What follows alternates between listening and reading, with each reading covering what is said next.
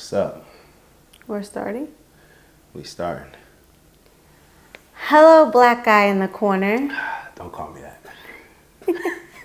Well, what should I call you? Call me Dak. Call me David. You can call me That nigga? I've been called that before. I've been called that before. You in particular, or you're talking about everybody else? You saying, well, you can call me? What do you want the people to call you? The people just call me Dak, man. They know what I go by. So for those that don't know, Dak is my name that my parents gave to me. They created it. It's not my government, so to say, where my name is David Alexander Caldwell. My dad's name is David, but he's David Curly Caldwell. You could have said C. I could have said C. Nah. That's Curly. And my brother's name is Justin David Caldwell. My dad's godfather's name is David. So we got a lot of Davids in the family. So with my dad's name being David, everybody just calls me Dak. And it's been calling me that since I can remember. Teachers, friends, family, fans. That is a powerful name. Yes, it is. Is this your first interview? Yeah, it is. I can tell. I'm just playing. You're doing a great. Yeah. So who are you, David? Who am I? Dak Caldwell. Who am I? How do I answer that question? What am I or who am I? Who am I? I'm a believer. I believe in myself. I've worked very hard to develop a certain level of self-confidence and belief in myself, and I believe in energy. I believe that what you put out is what you get in return. I believe that we have unlimited capabilities. I believe that we were put here to pretty much have the freedom to do whatever we want with this world, to make the most of it if we decide to, or to do whatever else we feel. So if I had to answer that question, who am I?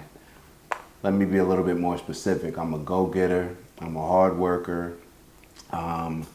Somebody that's motivated by the fear of never being average. I'm somebody that's always really thought that I had something in me that gave me a lot of godly qualities. Like when I look up the word God in the Bible, I feel that I always had certain qualities that if I'm willing to work towards, and I believe that we all have this, but if we're willing to work towards it, then we all have these godly capabilities that few people are willing to go to certain lengths to tap into. But for me, I've always had the fear of not doing it. So I'm an anxious person. I'm a overachiever maybe in some ways, an underachiever in others. Somebody who is very self-critical of myself. I believe that we have to be in order to efficiently get to a goal. You have to be very self-critical, be cool with it. I wasn't always okay with it. Constructive criticism was not taken as it's taken now, like when you're young playing sports. I was a temper tantrum kid. I hated losing. I definitely hate losing more than I love winning. And I'm a caring person. I really feel that way. But like if I rock with you, I rock with you. And I rock with a lot of people. I'm a loving person. Deep down, I'm more lover than fighter. I don't really like confrontation. Why are you laughing? I don't like confrontation. You think I like confrontation? Ooh. Shoot, why don't you tell me about myself? You interviewing me, right? No, you're You asking the questions or you giving the statements? You're doing a great job. I don't think I'm confrontational. I'm a direct communicator. So getting back to the question, who am I? I'm somebody who believes that we can accomplish whatever it is that we set out to accomplish in this world as long as we're willing to have a plan, manifest, and follow through with the actions and sacrifice that's required. That's who I am. I'm somebody that believes that we are limitless. So I try to move accordingly to that. Love that. Yeah. So you mentioned that you've always had this fear. So I don't want to be redundant in that.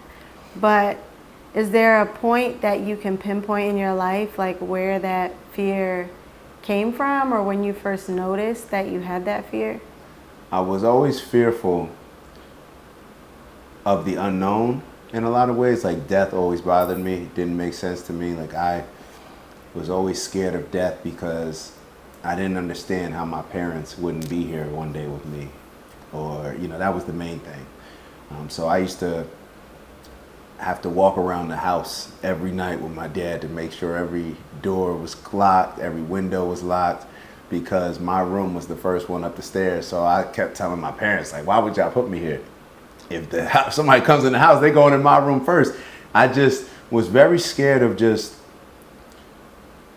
people doing things wrong or breaking into my house. Now that I'm thinking about it, when things don't make sense, this is kind of like why I'm a stickler with rules, as I'm sure you'll say, because I think when people follow rules, everything moves accordingly, like in a better way. But all it takes is one person to break the rules and then things go haywire. But back to... So order. Order, yeah, I liked order. And the fear also came in where I remember coming home from school in pre-K and kindergarten. I used to try not to say as many words in school because I would then tell my mother every single word that I spoke in school. After school, I would tell my mother. So like even when I think back to that, like I was scared to say the wrong thing. I was very fearful growing up as a kid, very fearful. And that drove me in certain ways. I was scared to lose. Like at lunchtime, it was a bad day. Like if we didn't win, like I was gonna have a bad day. So there was always a certain level of anxiety and urgency that came with that fear. But obviously that can lead to negative things as well. Not maybe enjoying certain things as much or taking things a little bit too seriously in certain instances. But yeah, and I still have some of those fears. I still have a lot of those fears. So I just try to manage them. Okay. There's a lot of different directions we could go from all of the things that you just said. That was very insightful. I guess I'll ask you, it sounds like looking back on your life, you just mentioned that you lived in fear during a lot of things. So I guess one, do you feel like there are any moments or life experiences that you could go back and relive without fear present? Because you mentioned not being able to enjoy things in the moment. So are there things that you wish you could experience over and be able to fully enjoy the moment, but also not have the fear present? Right, have a better balance, definitely. And a lot of these situations are situations where people may have, looking from the outside in, may deem it as being successful. Like starting even with the NFL, you make an NFL team, but you're living in fear the whole time that you may get cut. So you can't really enjoy it. And what it does is, for me, it stole a lot of my joy from playing football. This happened ever since college, prep school. When you're competing and you really want to be the best and you really have these dreams that you set for yourself as a little kid. And I think for a lot of other people, you have certain instances where you have this dream that you set as a little kid, but different things and experiences occur, and then it almost like makes it okay for you to say like, oh, well, you're not realistically going to get to this point. I never had that at any point. So if I didn't start as a freshman, you know what I mean? If I didn't play in certain games, if I didn't do all these things, I looked at it as you're either getting closer to your goal or you're moving away from it. So every little thing, or people could look at it as something little. I looked at it as just something like that's a step back or that's a step forward. But the step forward, it just kind of gave me more and more anxiety because it's like, yo, you're getting closer and closer to this situation. Eventually, you're going to be confronted with it. You know, you may enjoy high school because, you know, you're not trying out for the team, you know, you're pretty good. Then you're in college, you know, you're pretty good, you know, you play freshman, sophomore year. You think you can enjoy maybe a junior year, but then you're really auditioning for the next step. So it's like the higher you go in competition and the more you have to gain, the more also you have to lose. So definitely with the NFL, I didn't enjoy any of that. You know, you look back at that experience from a playing standpoint. I enjoyed it in preseason. And I think that that's why my play, I enjoyed it in preseason. I'm going to tell you why I enjoyed it in preseason. And this is going to be weird because you're looking at me like that because preseason was one of the most difficult things. Are you talking about a specific preseason? Preseason, or the second preseason in general? No, the second preseason. After I was calling home, crying, doing all this stuff, I flew y'all out because I was just going through it. Like preseason, it's very difficult for me. Anxiety, like, yo, you're either going to be on your team, accomplishing your goal, making some good money, or you'll be back at the crib. So it's like yo, you get to that point where it's judgment day and you know it's coming. And I remember talking to my boy, Big Mook, and he was on the team, and we actually coming from Bible study, I think. And I said, yo, Mook is a big defensive lineman, and he was like an R&B singer too. And he just would kind of like float around the facility, like nothing bothered him. He never was too high, never was too low. And I was like, Mook, like how you just handle all this stuff? Like, you're not nervous about not making the team or not getting cut? He was already there for a few years. And he just said, in like a big, like, imagine like a big D lineman who sings R&B, like a voice, like, yo, sometimes you gotta just let go and let God. And I was like, all right. Like, I understood what he was saying, even though I already always had like this question mark about religion and God and all these different things. In that moment, it made sense to me because he was pretty much saying, like, this is how I took it. Stop worrying. All this worrying that you're doing, like, if you're worried about things that are outside of your control, concentrate on the things that are in your control, and then trust whatever you trust. You know what I mean? Trust God, trust your energy, trust whatever it is that is going to fill in those other blanks that are outside of your control. And during that preseason, like, I really just said, like, yo, if I get cut, then I'm going out, like, I'm going to be that asshole in practice, a fun asshole, respectful asshole, where I'm hitting everything moving. I never was that guy in practice. Like, I was the chill guy in practice, but I was never in this position to be trying out for a team. So I just decided in that moment where I just flipped that switch where nobody's going to outcompete me, nobody's going to outwork me, nobody's going to out-hit me, nobody's going to out-hustle me. That's something that I've always fell back on. Like, where I knew that, and maybe this is where a lot of the anxiety comes in. It's like, I think back to Floyd, like, work smarter, not harder. I've never been able to rely on the smarter part, you know, in certain situations. Maybe I haven't been that talented, maybe whatever. But I know that one of my talents is, if you put us in a cage, you know what I mean, and competing, I'm going to outlast you. And that's just always been what it is. So I tap back into that, which is a different mentality. It creates a lot of anxiety. You don't want to tap into that mode. You probably could tell I'm a different person when I'm competing in certain situations. And it's very hard to turn that switch on and off. But in this situation, it kind of freed me up in a lot of ways where I stopped caring about making the team. I was just like, yo, I'm making the team. Like none of these cats like are willing to go to the lengths that I'm willing to go to in order to make this team. So at the end of that preseason, I led the whole preseason in tackles, and I was just having fun out there. Like, it didn't even feel like work. Like, it felt like I was just having fun. Like, I was just running around and just playing ball. It got back to, you know, when I fell in love with the game. But right after that, it's hard to sustain. It was hard to sustain. So you start getting, the anxiety. You're always battling with it. I'm always battling with it. So if there's an instance that I could recall that was highlighted, it would definitely be that situation. Um, it would also be certain situations where, and I'm going back to, you remember the original question? If not, then I can keep. I think The original question was, would you relive certain moments Yeah. without fear present? Yeah. So I've also put myself in a lot of these situations where I remember when I was graduating high school in my senior year, I didn't have any scholarships available. But you had offers. I had offers. I had offers to go to Princeton, Yale, Columbia, Cornell, Lafayette, like all the Ivy Leagues and Patriot Leagues, but they couldn't offer me any money.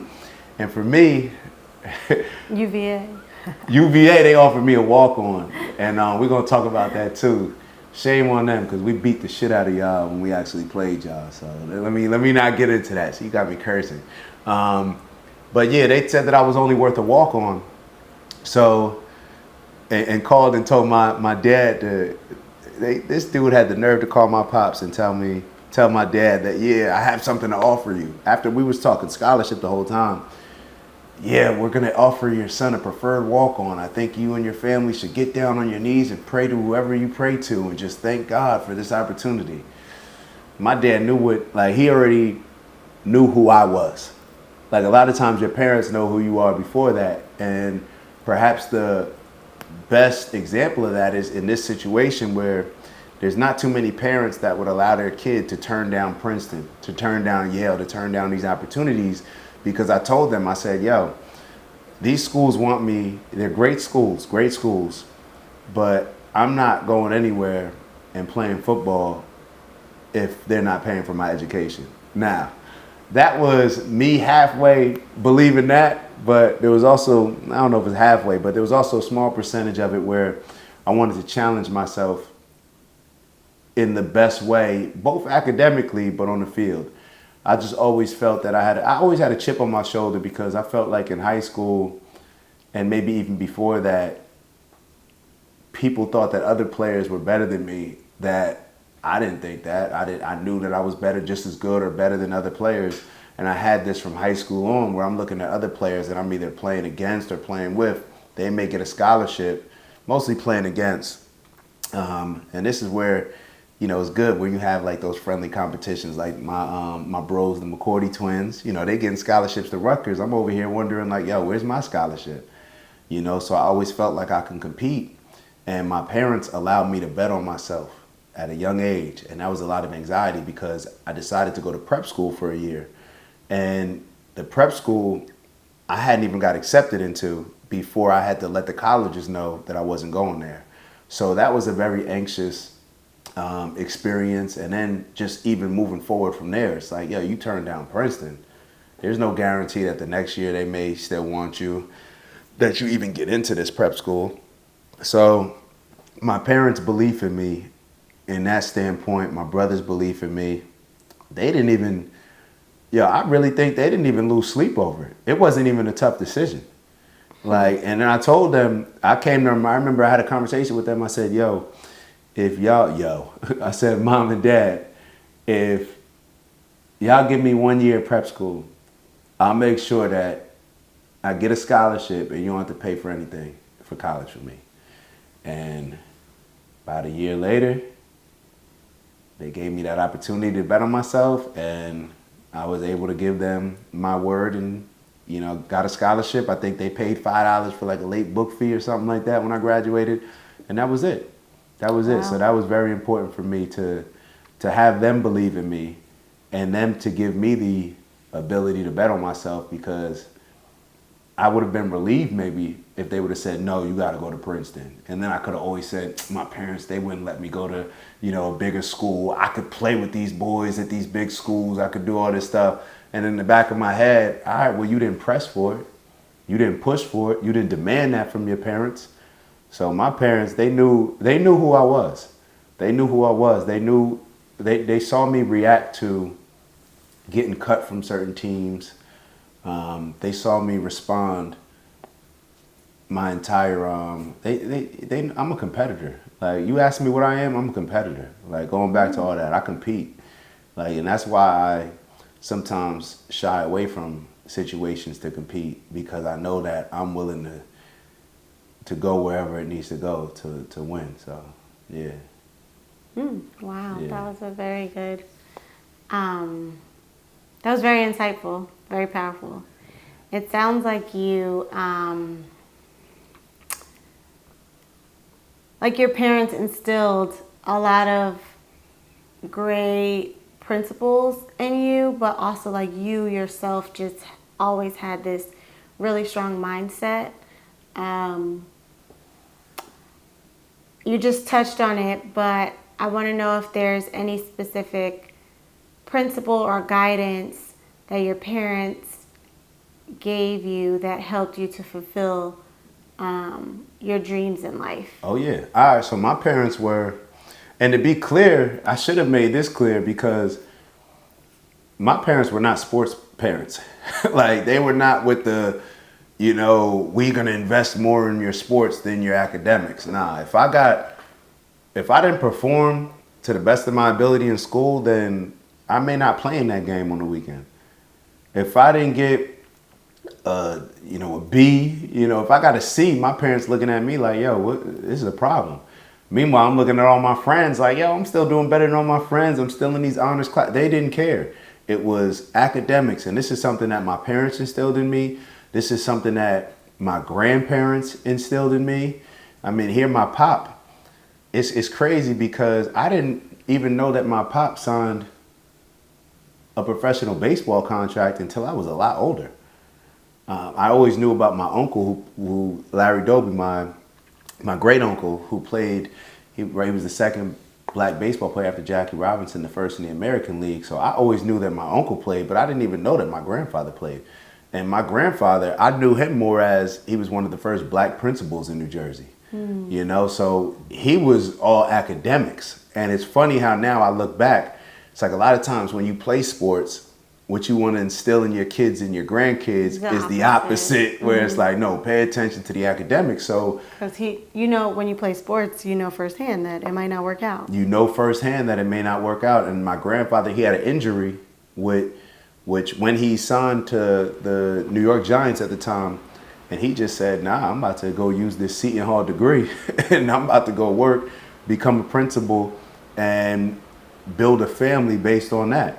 So when my parents had this mindset, and a lot of times, like, your grandparents can spoil you, right? So if they don't agree with what your parents are saying, you can lean over there. Nah, it was across the board. And then just from my grandparents on the other side, like, they were sharecroppers. So it's like when you have, your sharecroppers on one side of your family, your grandparents that are sharecroppers on one side of the family, and then your dad he was the youngest of 9 kids, the first one born in New York, not born on a sharecropping farm, and he becomes an attorney. Like, what? Like, there's no excuses. Yeah, like, what excuse can I have? Like, in one generation, sharecropper to attorney? Like, what am I supposed to do with it? So I never grew up with me not thinking that I could take chances, take risks. My dad took a risk trying to do a car dealership in Pennsylvania, where he was traveling back and forth from PA to Jersey, staying there a couple nights. So I saw all this stuff of people willing to take risks around me. And I saw that my parents and my brother, they always had this like deep belief in me. Right. Once again, I said that they weren't sports people. So they weren't the people that would come to my games and be yelling and all that stuff, but they just believed. Like, when I told my parents, like, yo, I'm going to play in the NFL, I may play in the NBA and the Major League Baseball, like, they never gave off any energy to where they felt like I couldn't. And I'm like one of the youngest of, on one side of my family, I'm the youngest of 2 grandkids. And on the other side, my grandmother and grandfather, they probably had out of their great grandkids. I'm the youngest of the grandkids, or the second youngest, either youngest or the second youngest, by a couple months of the grandkids on that side. So I was the baby. They spoiled me. They supported me.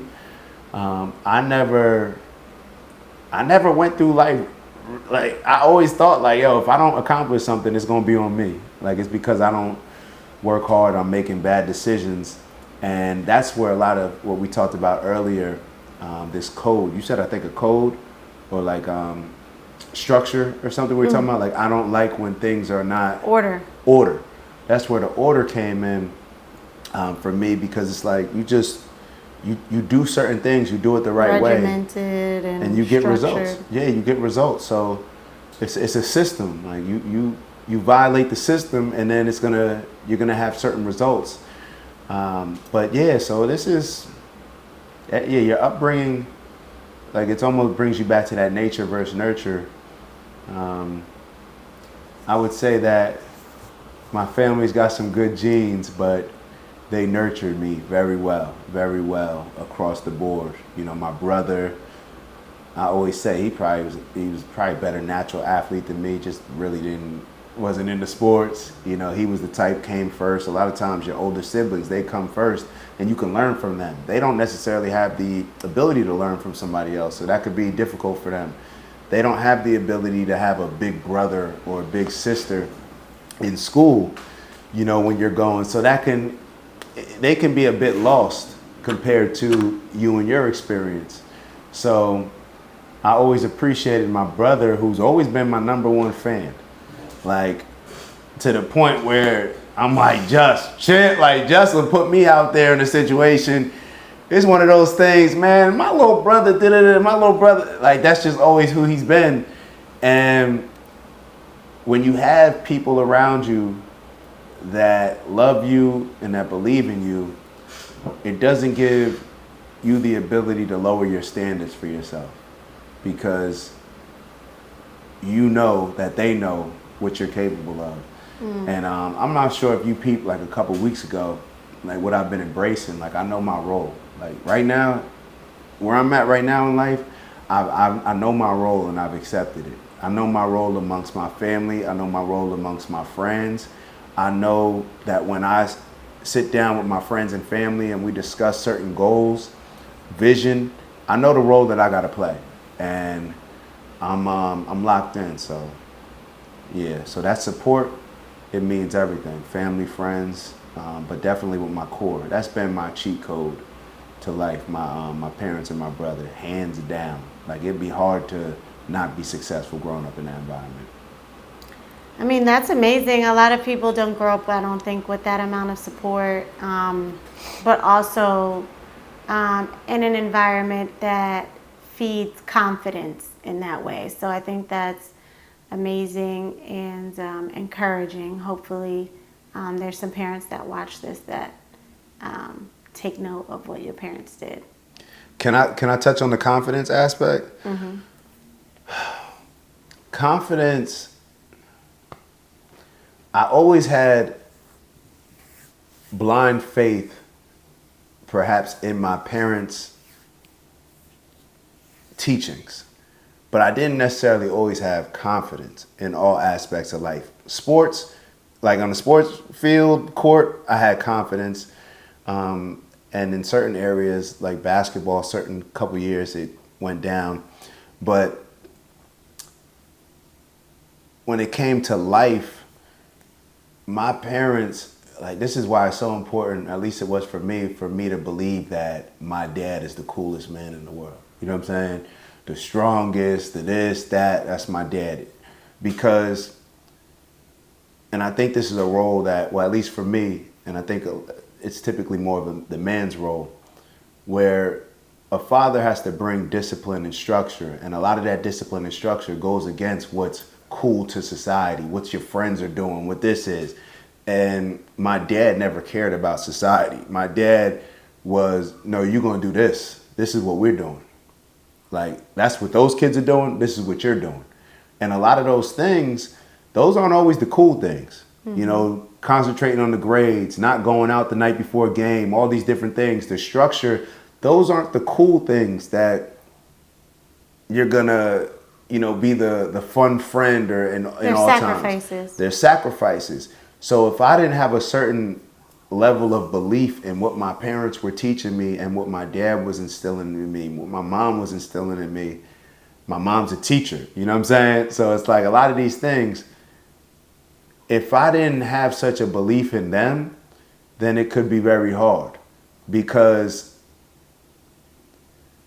confidence sometimes comes with doing what's in and popular and cool at the time. So my confidence kind of came where I started to see like, oh, all of these things that they were instilling in me in elementary school, in middle school, I'm starting to see them come to fruition in high school. Yeah. And I'm starting to see it separate a little bit, where it's like, oh, y'all not used to these AP courses or these higher honor, like it's kind of, it wasn't really a thing for me. And just me challenging myself in other areas and having the confidence to move in a lot of different types of rooms is which I still rely on right now. And a lot of this confidence comes with being in those environments early on, being challenged so you're not overwhelmed, like no different than if you're on the sports field. If you're playing with lesser competition and then you have to move up to a higher competition, then you can have all the confidence in the world, but something in the back of your head may really be like, yo, can I still play with these guys? You know what I mean? So it's the same thing in the classroom. It's the same thing in life. I'm very rarely, and when I say very rarely, I don't know if I've ever felt maybe overwhelmed from a competition standpoint, besides maybe 8th grade at MKA. That was tough academically. But other than that, I've always felt pretty well prepared that, I may have to sacrifice a little bit more, put in a little bit more work, but that if I did that, I'll be able to compete. So, yeah. Yeah, I mean, I think that speaks to the support you had and the confidence that the adults around you had in you.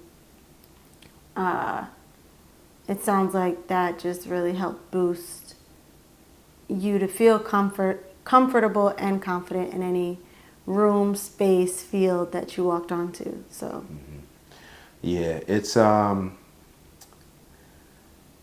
I have to double down on this point because I think that it's so important, and a lot of kids probably can't properly express it when it's needed.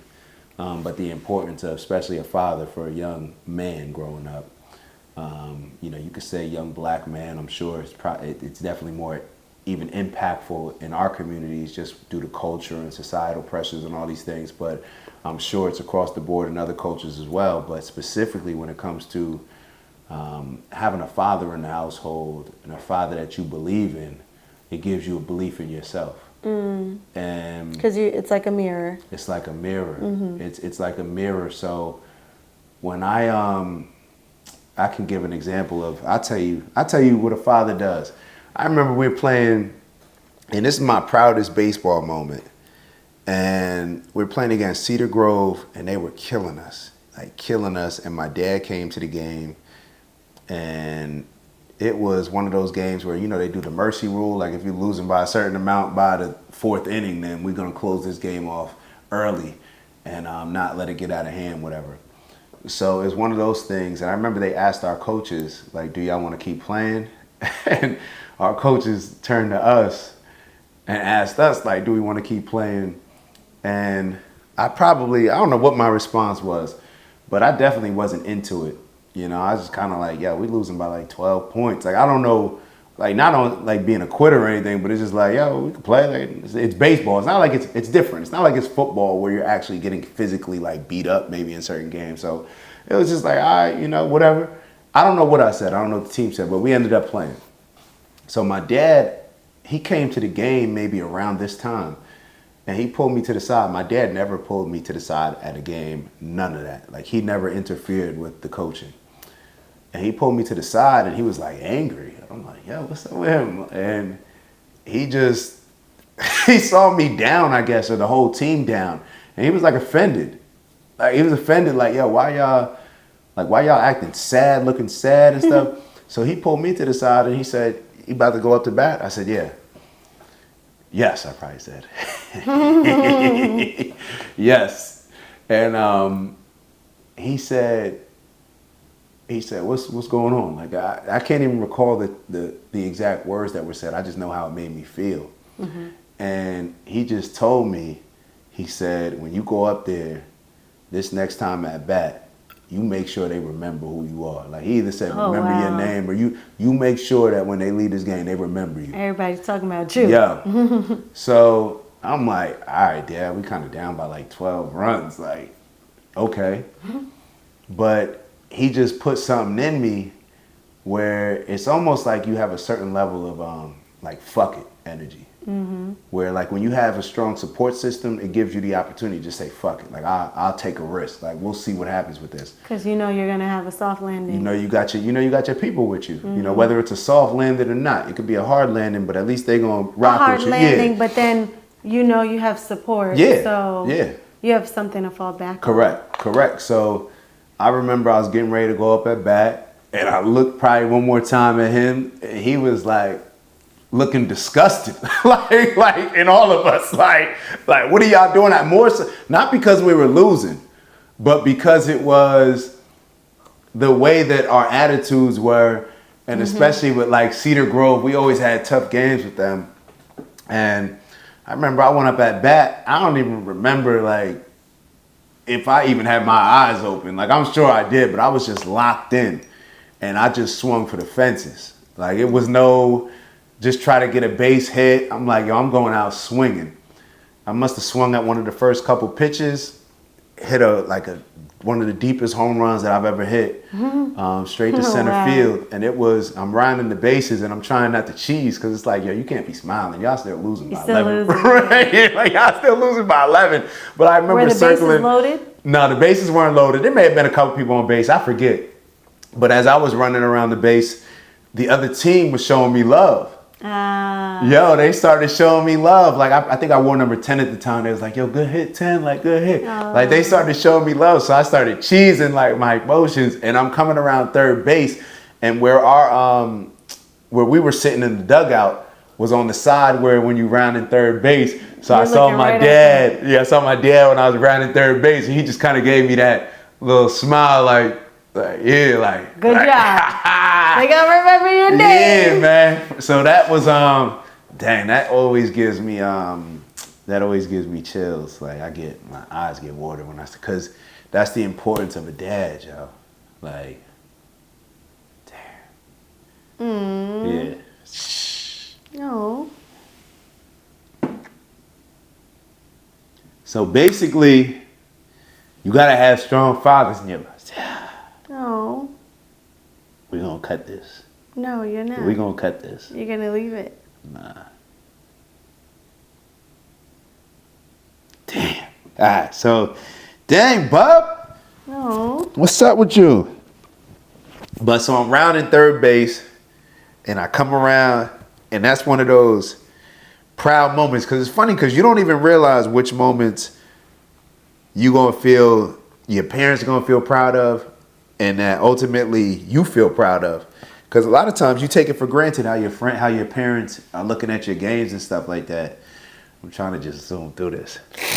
Oh man. Well, don't cut it because your eyes are red now. So they're gonna be like, nah, "What's we cutting this joint? We cutting this joint. Hold on, let me. Ooh. All right, so hold up, man. I just need a little tissue now. I need a little tissue real quick. So, let me sit back down. Let me tighten up. All right, tighten up, bro. Tighten up. So, yeah. So, for a lot of this stuff, you never know how these moments are going to impact your kids. And that's one of those. I kept the baseball. Like, wrote the story on it. My dad still has the baseball.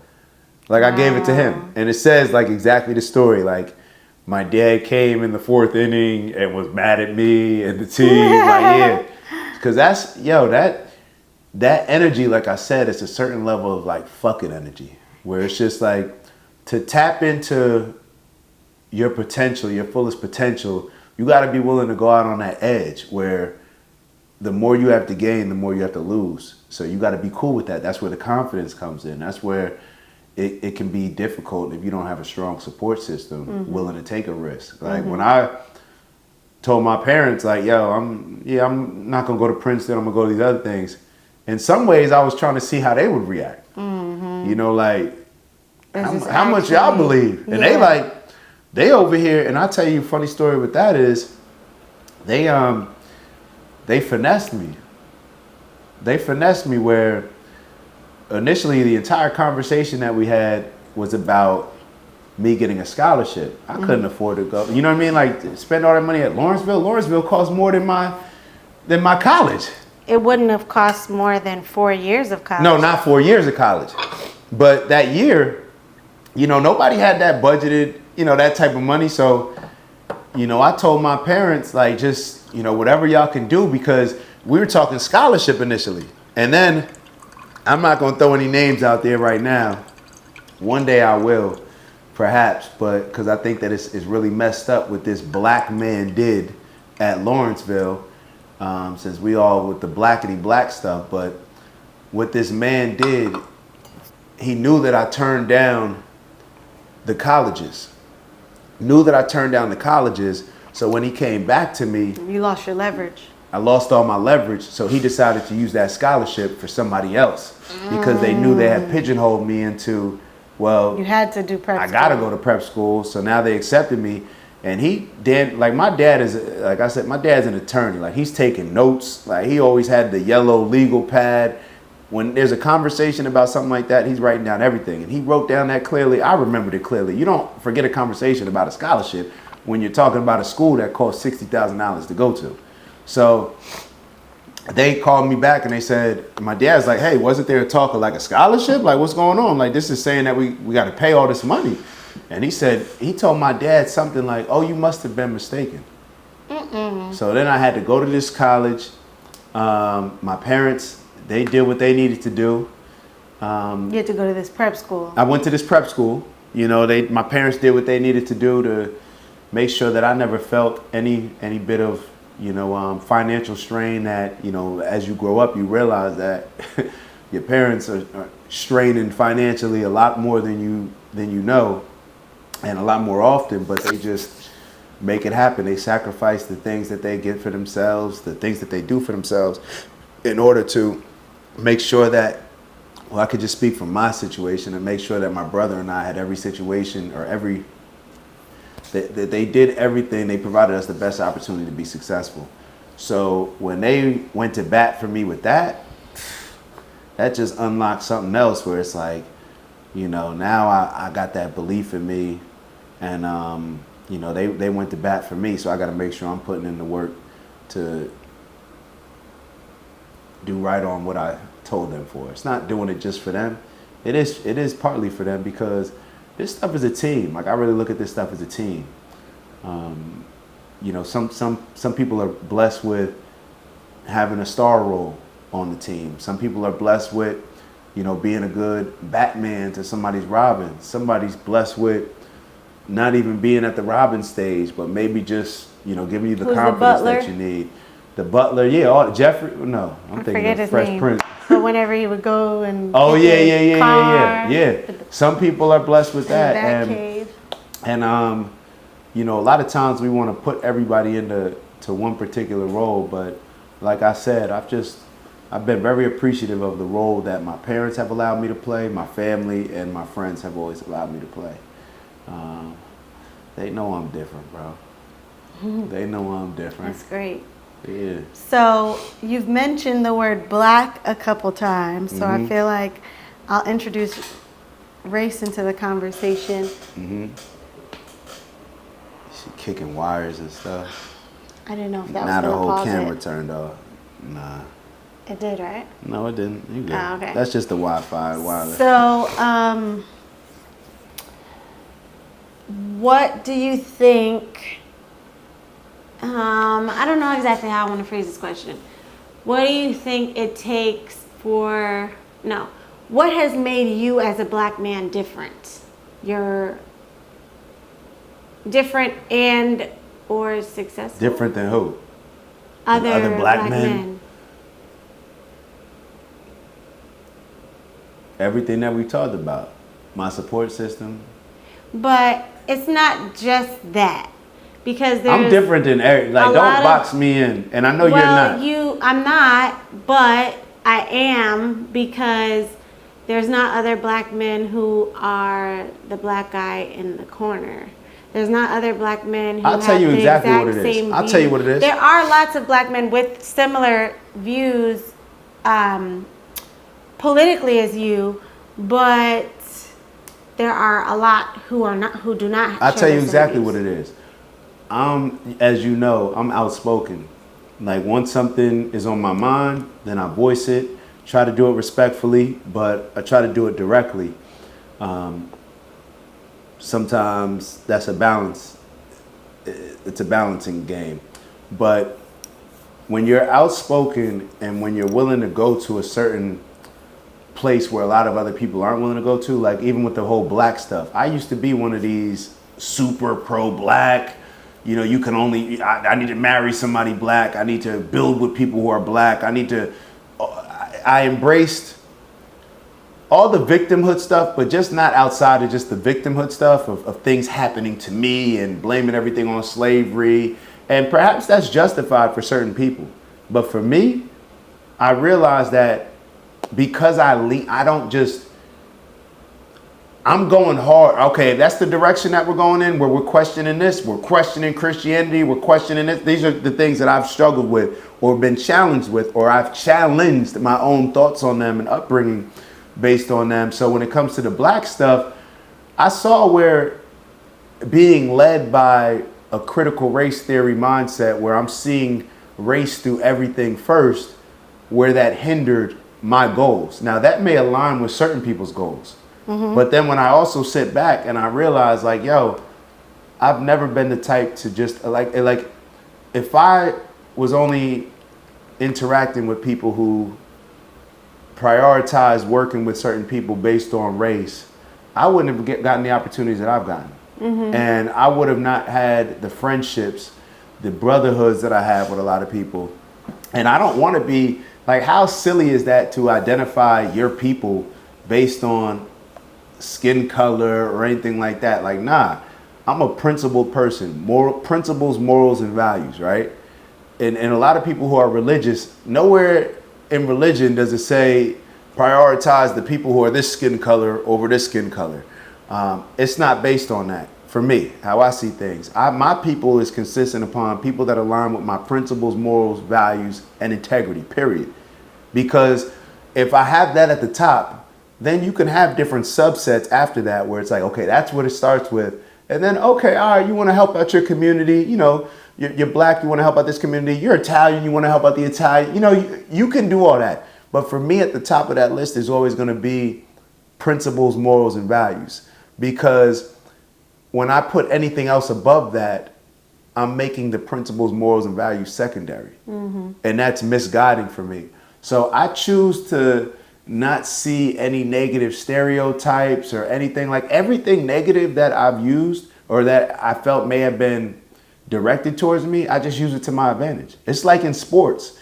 If I'm playing against somebody and I think that you're a less than opponent, you're an easy opponent, you're slow, you're not that strong, I'm not really worried about you, you can't tackle, if I'm playing back to my running back days. If I go into it like that,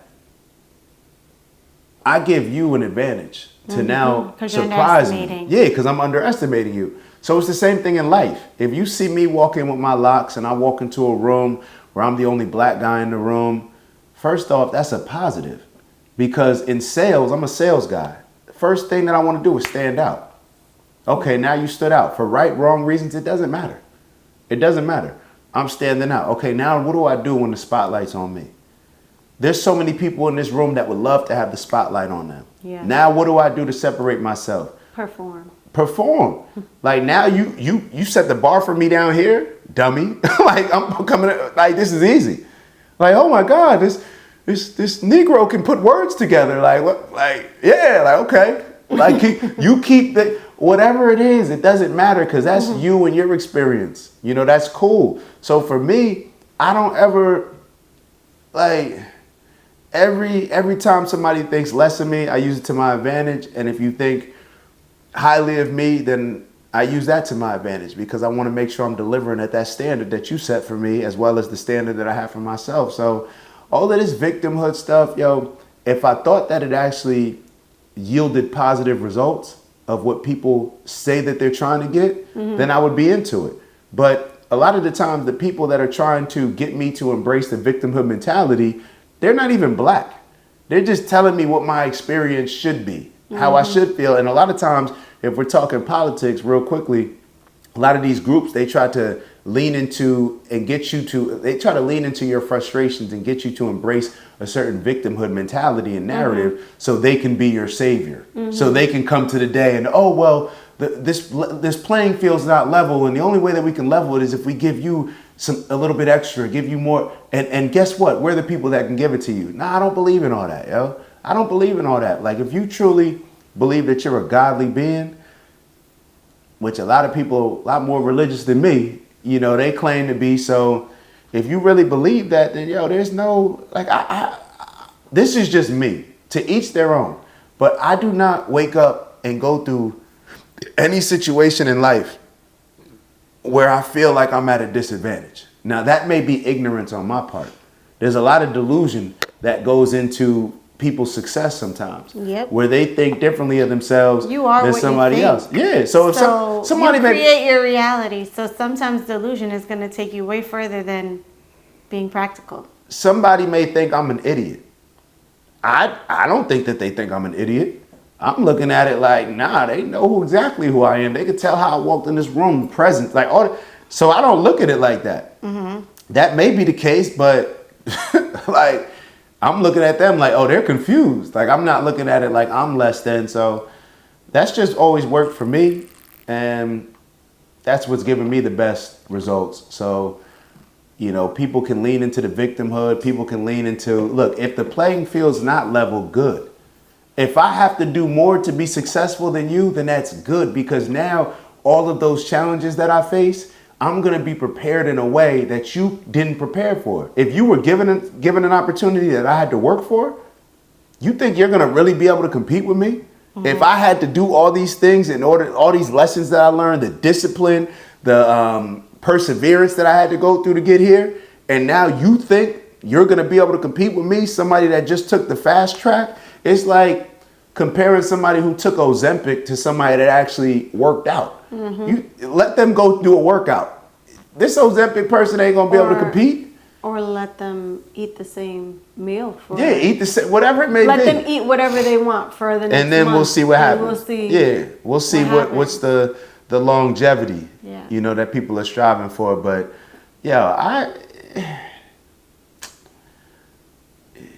what makes me different?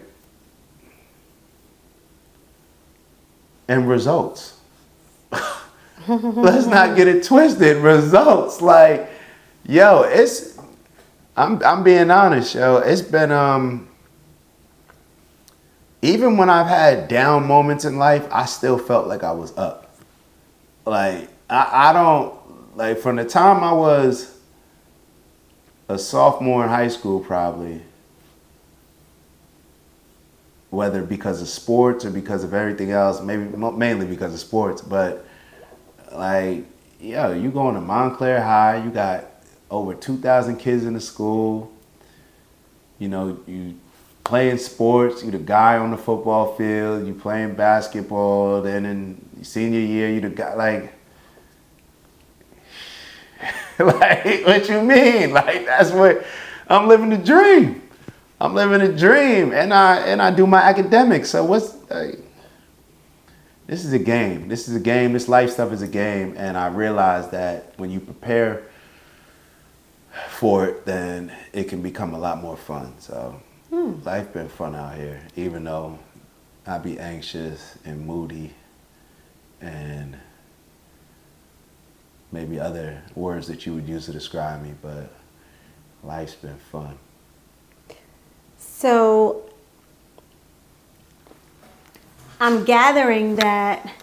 What are you gathering? You use your principles, morals, and values as your new structure and order in your life.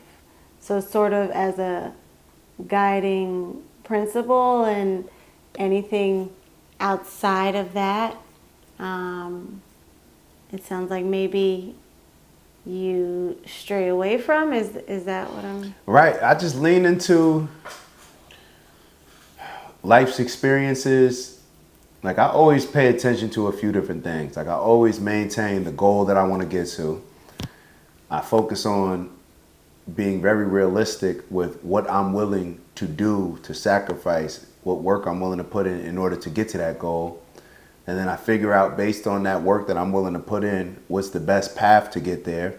And then I just hold myself accountable to what's helping me get closer to that or what's pulling me away from it. And a lot of times these experiences, that's what teaches you the principles, morals, values, you know, all these different things, you know, how to move with integrity. You learn through life. So I just apply the regular lessons, like what it takes to be successful in one area of life is typically the same thing that it takes to be successful in another area. Same thing that you rely on in sports to be successful, the same thing that you're going to rely on in the business world, whatever profession that you're in. The same thing that you're going to rely on to be successful in a relationship. You know, all these different things, they're pretty much the same thing. And that doesn't make them any easier to follow through with.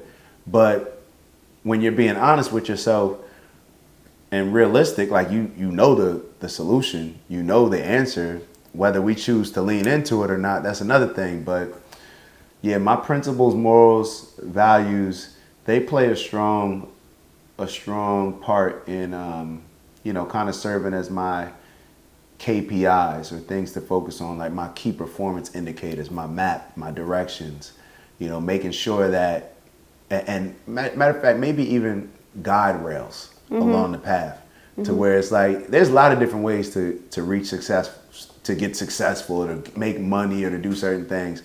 But my principles, morals, and values, they make sure that I'm going about it in the right way and always moving with integrity in ways that hopefully when we have some kids soon, that I can teach them through my actions that I did do, rather than telling them don't do what I did and trying to tell them through my words. You know, kids pay attention, just like a lot of us pay attention to, you know, I want to learn based on your actions, what you did do. Don't tell me what you didn't do and try to convince me to do it, you know. So that's something that's very important for me, because I look at my life as, you know, all of our lives are just blueprints for other people. You know, my dad's, my mom's, their lives and their sacrifices largely serve for a blueprint for me. Or so that's what we're supposed to do. A continuation, yeah. Continuation. Yeah, definitely a continuation. Because you're a manifestation of your dad. You're a piece of him. Yep. So you're his life manifesting again and continuing. So. Like when my and I'm big on like connecting dots, especially when it comes to family, where I always felt like, I'll be honest, I always felt like, and maybe this is the most narcissistic mindset that you could have, but life never made sense to me as far as, how did I get here? How is all this? Who created all this? Like, I had these questions. So the reason why I say it never made sense for me is, I guess, a few different reasons, but I just, you know, sometimes you grow up and it's like, well, why are you my parents? Why are you my grandparents? Why are you my brother? Like, I ask these questions, so I'm just like trying to figure all this stuff out. And for me, I used to really think, and sometimes I still think it, but like, is this all just a video game, like a test? A simulation. Everybody in a simulation, where I used to ask my parents, like, are y'all just messing with me? Like, can y'all see me, like, when you're not around, and are y'all just looking through like video cameras and saying like, oh, he did the right thing here, he did the right thing? So I used to go through life really thinking that, and that helped serve as a compass in some ways, where it's like, you know, just do the right thing, you know, that type of mindset. You know, I think about, you know, things that my grandfather told me, or things that my parents, obviously, and grandparents overall, my aunts and uncles, learn lessons from my cousins, all these different people that have these experiences I like to learn from. But I used to always really think, and maybe that's just, maybe that just shows how much they had no problem shining the spotlight on me, like my family and stuff. Because I always used to think like, yo, are y'all just here? Y'all just testing me? But maybe that served me well in some ways, but that could definitely be, give them narcissistic energy. So Why do you keep saying because think about it, narcissistic. It's like, is all of this around me for me? You know what I'm saying? Oh, do you consider yourself a narcissist? What does it mean? Let's Google the Yeah, definition. it depends on. Let's be clear on the definition first before I start claiming certain things. But a narcissist, maybe I am a narcissist. A narcissist is an individual who demonstrates a persistent pattern of grandiosity, a profound need for admiration, a lack of empathy, and a sense of entitlement, Oh, no. often at the expense of others. No, I'm the opposite of that. I don't Okay. feel entitled. Yeah, I so feel let's earned. not put I don't feel, none of that. Well, negative. I guess, and that's funny. That's funny because do people use that word right? It's so overused. It's maybe. it's significantly overused. Yeah, like the center of the universe. Mm-hmm. I've felt that way. Now, like just being honest, yo, but not. I think everybody should feel that way because wherever you are, you're in the center. You know what I mean? Like You're the main character. Yeah, in you're the main character in your story. in your life. Right. Yes. Right. So for me, it's just like I'm so appreciative.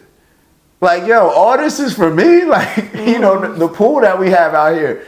Like it's the community pool, but I be looking like, yo, thank you. These people made this pool, like all this stuff. Like I just feel like all this stuff is out here for all of us. I don't need to just wrap my arms around it and not share it with everybody, but I'm just, yeah, man, like life is, maybe life hasn't, I don't know. I was gonna say maybe life hasn't humbled me yet. But You don't need to be the humbled. yet, well, let me be very clear on that. That's why I don't like that word humble and humility. I always struggle with it. But life has thrown certain things at me, but it's how I choose to look at it. That's what I was going to say. say. So I look at it like, has thank you. Technically, Thank you. life has humbled Yeah. you. It's been your response Yeah, where I'm appreciative to the of it. curveball Yeah. and your perseverance and your mindset that's allowed you to use it as a lesson to step up to the next level and not bring you down, where a lot of people who don't have your same mindset and vision would have responded to the same curveballs completely different. So Right. you shouldn't downplay that. Right. Yeah, it's just I see life as a test. Like it's a fun test. It's a game. It's a challenge. It's what do you have all these opportunities. Everybody has different opportunities, and you know, us not starting at the same point is perhaps why we end up in different places, which is needed, you know, in different diversity. Who wants the same thing for everybody? So, yeah, life is really amazing. Like, life is amazing. When I get angry or upset or frustrated, like, I have to remind myself and laugh. Like, my only challenge in life has been the dreams that I had, the manifestations that I had, they just weren't big enough. Like everything that I'm living right now, I pictured all this. This isn't the first time that I'm experiencing it. Like I already experienced it all in my mind, vision, and then the but would be, but I didn't, now I'm like being a little bit more audacious, I guess you would say, with my visions. You know, I always manifest. Like I look at certain things, I'm like, yo, we're gonna get that. And now it's like when we look off this balcony, I'm looking at Star Island, like I'm like, yo, I need that crib. Do I really need it? Why not? I don't know, but somebody gotta live there, right? Why not? And then I need money. Why like not I need you? money. We need money to support the economy. Like who don't want to support the economy? Like I need more money so I can support the economy, live life, enjoy life, compete. And, do it for the right reasons, or what I deem as the right reasons. So I'm in that mindset where I don't need anything. Well, I need a few things. But the things that I need, money can't buy. And everything else that money can buy, I'm just appreciative. Like, I may not need it, but I appreciate it. Like, I appreciate it. Yeah, that crib that I look at right over here on Star Island, like, I appreciate that. Yeah, I want that. We're going to get that. It's in the works. So, are we... This is part one. You getting tired? No. You're gonna edit this out. I have like either two more questions, or one. I'm just trying to decide. Start with one. Or is it two-part, you saying? Like kind of like a No, two-parter? like one is more of a final question, and then one is okay. Give the final question. I mean, we've been going for like an hour. I'll just ask. But now I can't remember what either of them were. Do you want to go back to, like, the question was going to be something around like choosing to retire from the NFL. Do you want to talk about that, or do you feel like we touched on all of that enough? Football. Maybe we do save that for. Oh no, we can talk about it very quickly, man. And maybe we'll go into detail with it more later on. Okay. Yeah. How do I want to phrase it? Okay, so would you say that your hardest test so far in life was making the decision to retire from one of your biggest dreams and manifestations, which was the NFL? So, in my mind, I didn't retire from the NFL. I retired from football. The NFL, I got cut from. You know, that's just how I look at it. Now, did I have other opportunities, maybe to even, like when I first went to Canada, to go back and try out for teams? Yeah, but I'd already signed with Canada. And then once I broke my other ankle in Canada, I really just wanted one more year. And then I wanted to walk away. Now, in my mind, this is when a lot of the concussion stuff was coming out. So, if I'm being realistic, looking back on it, I may have used that to justify a lot of other feelings that I was having, because like I never thought that I always thought that I would do or accomplish more things after football than with football, and maybe me thinking that was a limited mindset, a safe mindset, rather than putting pressure on me. Well, yeah, you could do all that too, but why not play 10 years and then go do more after? So perhaps that was, you know, like a sucker way of thinking on my end, more of a limiting myself and giving me an out. But walking away from football, it wasn't as hard as I thought it would be. It would have been extremely hard if I didn't have, you know, playing experience in the NFL. It would have been very difficult. So I'm very grateful for that opportunity. I'm trying to go back to it and really think about what I was experiencing in the moment. It's because there's so many things. It's different when you walk away from the sport when you're not making money playing it. Mm-hmm. But when it's also your job and you're walking away from it, there's so many things that are up in the air that you don't really know how this is going to play out. And also, once you accept it, then it's other people that are close to you accepting it. Because you start to realize, well, you brought a whole bunch of joy and excitement to other people, and it wasn't really just about you. It wasn't just about you. Especially now when I look at, you know, my William and Mary picture, it's like my parents, they enjoyed probably me playing in college at William and Mary more than me. So, and my brother as well. So it's, you know, when you're not thinking about that at the time, I think about that more now than I think about it at the time. At the time, you're thinking like, yo, it's just me. You know, I'm just walking away from this. This is difficult for me. And it's, you lose your identity a bit, especially when you put all your, you know, to be successful in certain things in life where it's very competitive, there's no balance. Like, you have to be obsessive with what you're trying to accomplish. There's no, we'll put some eggs in this basket, put some eggs in it. Nah, you're competing against people that are putting all their eggs in that basket, and this is their only way out in their minds in a lot of ways. So how do you match that? You got to make sure that you're doing the same thing in a lot of ways. So it was difficult to walk away, but in a lot of ways I prepared for it well before it happened. And my biggest regret with that is the fact that I did prepare for that. Yeah, because you might have manifested it. I might have manifested that, because it's like, I don't believe in plan Bs anymore. I definitely believed in a plan B at that time. And it was out of fear. But people go from Canada back to the NFL all the time. Yeah, but mine was more out of fear. Like my whole thing, giving myself a safe spot to land on. Because in a lot of ways, we go through life, and I remember the number one thing that I wanted when I was playing football was in the NFL. Like, I was very, like, I envied the guys who were there who, when preseason came about, they weren't worried about making the team. They knew that they were either making that team, and even if they got cut or traded, they'd be on another team. Like, I envied that level of comfort. And a lot of times we strive for comfort.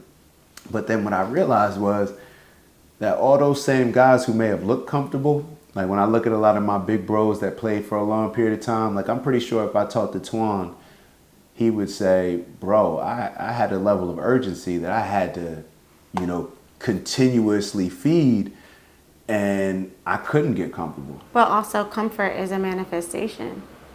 Comfortable, yeah. If you're sitting in comfort, that's because you know you're manifesting, you're claiming that you're gonna be there.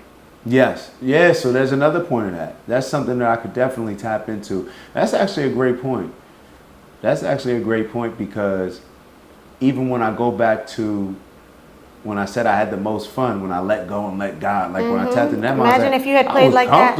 If you had played like that and had that mindset all the time, you might have gone further. Yeah, I was comfortable. That stuff just puts you in a weird position where, you know, you're making money, you're just doing something that not a lot of people doing. It's very hard to prepare for. You can't really talk to people about it either, because like nobody, people who can relate. Yeah, and now the most I can do is not make the mistake of looking back on it with regret.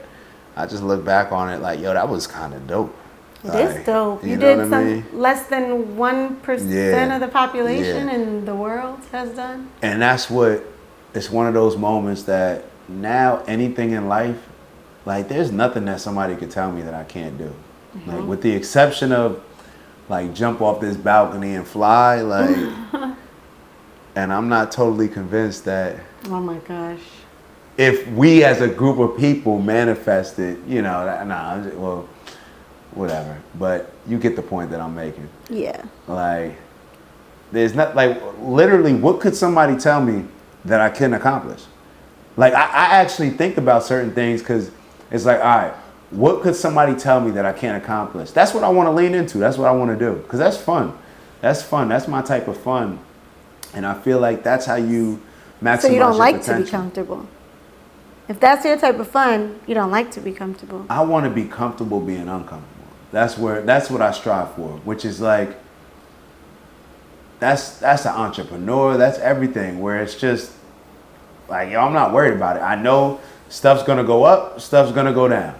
You know, either way, I know that I'm capable of handling whatever situation comes my way. So that's where the comfort, the comfort that I strive for is never allowing my fear and anxiety to be noise, you know, in impacting the things that I need to do in order to move towards the goal, move towards the target. Yeah, that makes a lot of sense. But yeah, football is dope. I've had a lot of mixed feelings, a love-hate relationship when it comes to football. I do know that football teaches you a lot about yourself. You know, football is one of those sports that, because it's such a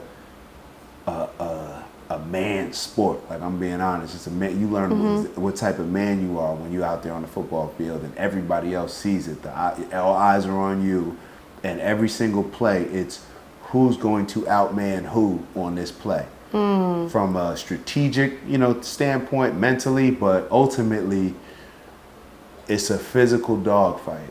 So you learn a lot about yourself and how to move accordingly and figure out the best way and approach that you could take to be successful. So I think we could wrap it up around there.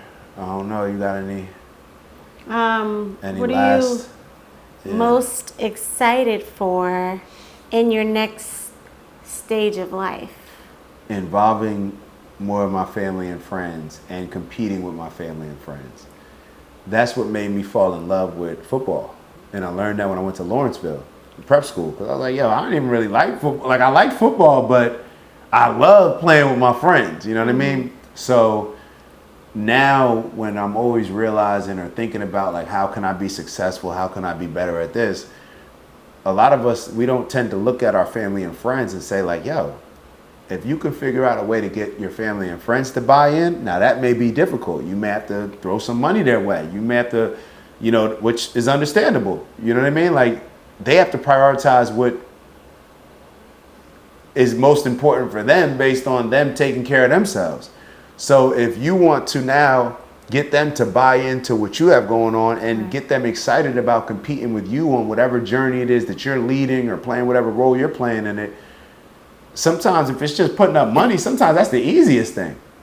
So that's what I look forward to. I look forward to doing a lot of these college tours, spreading everything that I've gotten in my life from a support system. That's why I like having my parents always with me, because a lot of times I'll get asked certain questions where it's like, well, they could probably tell you. They're the ones that helped me with this. Right. So I just look forward to competing with people that, it's like a lot of times the people that are family and friends that would give anything for you to win, would give anything for the team to win, that actually want to compete with you, but maybe have never really seen them having a position where they could. I think back to like one of my most fun moments competing was the last time my dad and my brother, we played basketball together up in Martha's Vineyard. All them bougie folks. But let me not get on Martha's Vineyard. But we were playing basketball up there, and that was a dope moment. You know, where that's like the last time that I got to play sports with my brother and my dad. Besides at the family reunion when dude messed up my dad back, man, playing 2-hand touch, man. So shout out to dad. We still going, but that was a moment. So I want to compete with my family and friends. I want to enjoy life. I want to figure out a way. Compete on the same team with them. Compete not on the against same them. team. No, not against them. No, Compete I'm just with them. clarifying. Yeah, compete, because it's like I think about what I enjoy. I want my family around. Like, who doesn't want to be around their family and friends? And a lot of times what takes us away from that is having to work. Right. So, okay, just create something where you can work with your family and friends, spread a good message, share your experiences with the world, and have a whole bunch of fun doing it, traveling a whole bunch of places, and just spreading love and positivity. So that's what I look forward to. I love that. I'm glad. You carrying us out with the final words. You are interviewing. What can the people expect? We're going to have a follow-up, right? It's going to be a series? Oh, you sound surprised. yeah. All right. Well, See you guys next time. there we go. I'll see you on the next one. Good job, bub.